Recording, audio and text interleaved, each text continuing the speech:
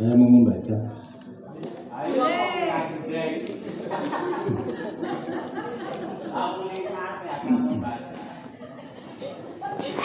Bismillahirrahmanirrahim. Pada sebuah taman, ketika Sang Maha menciptakan boneka dari tanah hitam, bukan keramik kasongan, dan kemudian mengembuskan napas kehidupan ke dalam hidungnya, demikianlah kemudian menjadi makhluk hidup.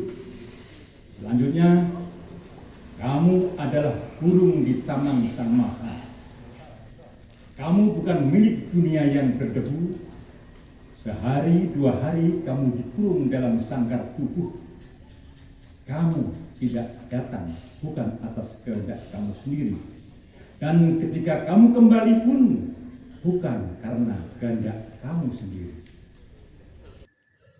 Kamu adalah roh yang tersesat karena semasa hidupmu telah menuruti hawa nafsu dunia fana yang membutakan keesaan. Kamu telah menjauh dari Sang Maha untuk mencari kesia-siaan di alam fana, dunia manusia, dan membiarkan nafsumu menguasai pikiranmu. Ditambah kelalaian ahli warismu yang tidak menyapu halaman ketika jenazahmu diberangkatkan ke pemakaman, sehingga membuatmu kebingungan di taman penantian ini. Apa yang saya nantikan di taman ini, Tuhan? Dan siapa yang menantikan saya? Yang kamu nantikan adalah pengadilan, dan yang menanti kamu adalah kebebasan. Jika begitu, segera adili saya, Tuhan, agar saya segera bebas. Tidak semudah itu, Ferguson. Pengadilan di sini tidak seperti pengadilan manusia. Ada hakim, ada jaksa, ada penuntut, ada panitera, ada pula pengacara. Terlalu banyak biaya, banyak rekayasa dan sandiwara. Di sini, di pengadilan ini, jangan coba-coba. Tidak ada kata ampun bagi yang berdusta, bahkan ampun Tresno tuntas. Tulisannya menurut tulisannya gini. Kopi ini. Gerak-gerak konfirmasi aku. Kurang aku sih aku semil ini loh. Oh, ajingan sampai. Tenang nak. Saya tak terus mimpi lo gapik selalu.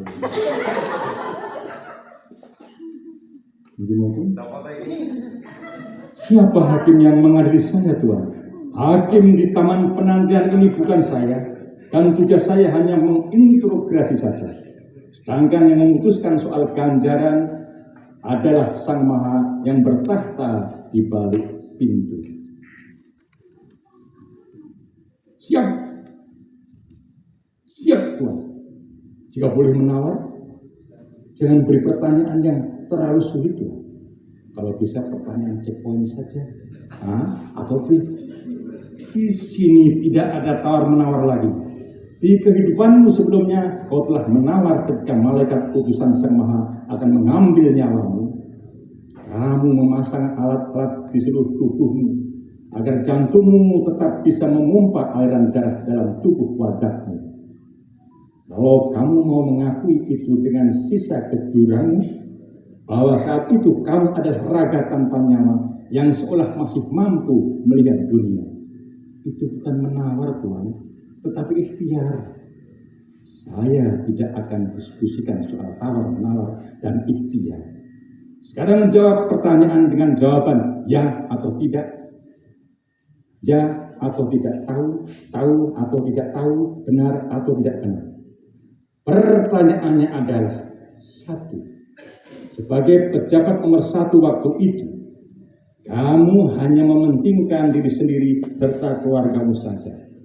Dua, kau halalkan segala cara demi mendapatkan keuntungan dan demi mempertahankan kedudukanmu sebagai yang selalu nomor satu. Tiga, untuk meraih jabatan dan kedudukan, kamu tega mengkhianati saudara, teman, dan bahkan rakyatmu sendiri. Betul?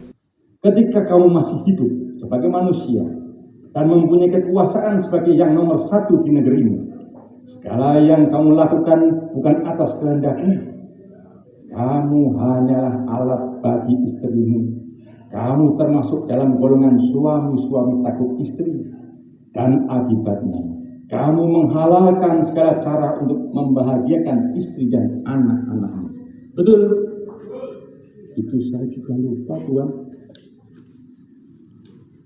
Kamu takut-takuti rakyatmu dengan undang-undang yang kamu buat bersama antek-antekmu demi untuk mewujudkan ambisimu. Lalu apa yang kamu kerjakan sepanjang hidup ini? Bohong.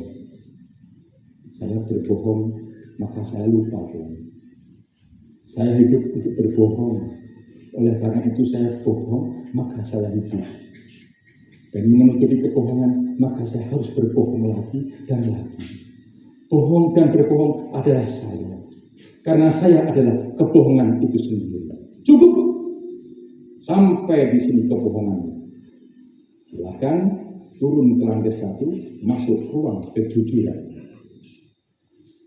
Setelah melewati lorong panjang yang gelap dan sunyi, terlihat cahaya dan bersuara. Man robuka? Ya nggak tahu kok tanya saya. Terima kasih.